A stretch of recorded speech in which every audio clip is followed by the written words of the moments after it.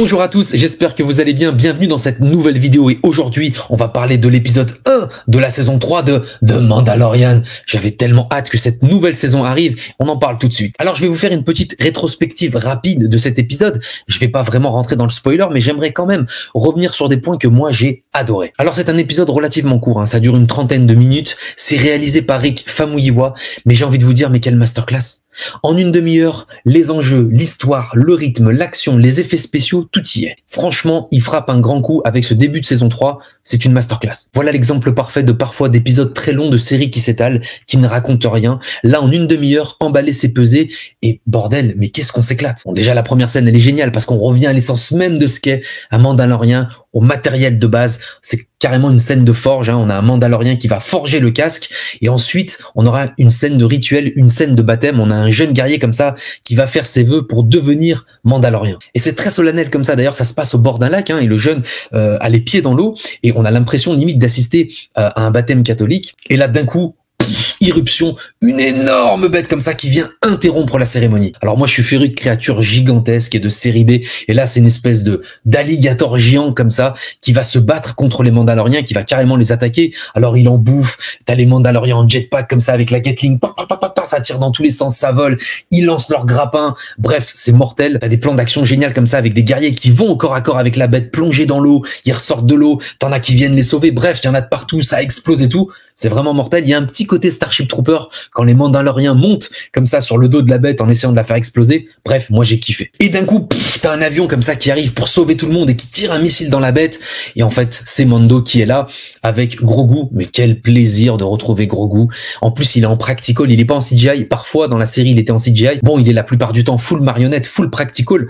Et là, du coup, de le retrouver comme ça, bah ça fait plaisir. Et puis il a une tête, vraiment, je l'adore. Moi, il me fait craquer à chaque fois. Et donc, comme vous le savez, le Mandalorian avait enlevé son casque, il l'avait avoué et du coup, était devenu un apostat. D'ailleurs, c'est le titre de cet épisode, l'apostat, et du coup, il va devoir passer un marché pour être réhabilité en tant que Mandalorian. Et il aura toute une mission comme ça à accomplir, et à mon avis, c'est là-dedans qu'on va le suivre. Et il y a une super scène comme ça dans l'hyperespace, le vaisseau est en mode hyperespace, et c'est assez original comme ça, on avait rarement vu une scène comme ça qui restait comme ça dans l'hyperespace, et t'as Grogu comme ça qui regarde autour de lui, puis il va voir des formes comme ça, des espèces de bêtes qui sont derrière le tunnel, j'ai envie de dire, de l'hyperespace, comme si elles les accompagnaient, donc c'est assez étrange, et c'est intriguant en même temps, et j'ai kiffé ce moment-là. Et quel plaisir ensuite de retrouver Carl Weathers, le magistrat Karga. J'ai adoré cette scène.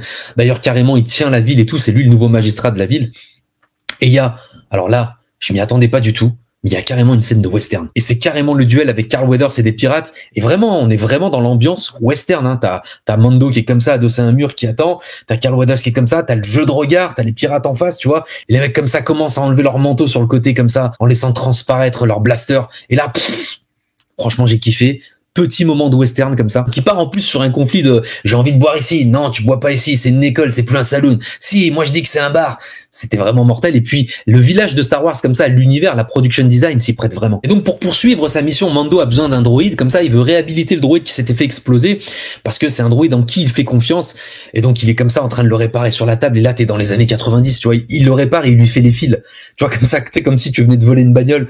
C'est génial, tu vois, j'ai adoré. Et donc le droïde pète un câble, son programme est encore en train de vouloir tuer Grogu, et là t'as une scène, c'est carrément Terminator. Mais qu'est-ce que j'ai kiffé, le droïde, t'as juste le bus comme ça, il est par terre et puis il rampe comme ça et il veut tuer, et donc bien entendu Mando va l'arrêter, mais ça m'a ramené tellement loin dans tout ce que j'aime, mais vraiment la grosse dédicace au Terminator. Et ça va encore plus loin parce que Mando il veut vraiment faire réparer cet androïde, et du coup il va faire appel à des petites créatures comme ça, les Anzelans je crois que ça s'appelle, et là vraiment on est chez Joe Dent, quoi, c'est les Gremlins, tu sais, ils parlent à moitié anglais, à moitié leur langue, et puis tu sais ils se chamaillent entre eux, ils sont tout en practical, c'est des vraies marionnettes. Et j'ai vraiment kiffé, tu vois, toujours avec ce design très adorable. Mais vraiment, on est chez Joe Dent, chez Gremlins.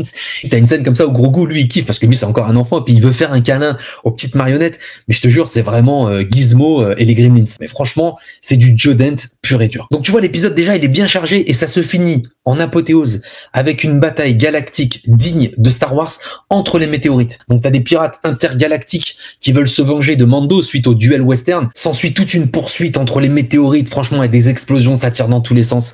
C'est juste mortel, jusqu'à ce qu'on tombe sur le vaisseau mère des pirates, et là t'as carrément Swamp Thing, t'as le boss des pirates, on dirait Swamp Thing, c'est juste mortel, tout en practical, il n'y a pas de CGI. Franchement, j'ai adoré. Encore une fois, épisode nostalgie, masterclass, univers de Star Wars. De toute façon, pour moi, Mandalorian, c'est ce qui s'est fait de mieux depuis les 6 premiers épisodes de Star Wars.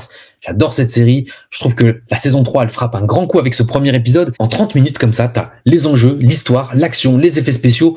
Tout fonctionne à merveille. Donc, gros coup de cœur pour ce début de saison 3 de Mandalorian. Et donc, si cette vidéo vous a plu, n'oubliez pas de la liker, abonnez-vous, activez la cloche. Quant à moi, je vous dis à très vite pour de nouvelles aventures. Ciao!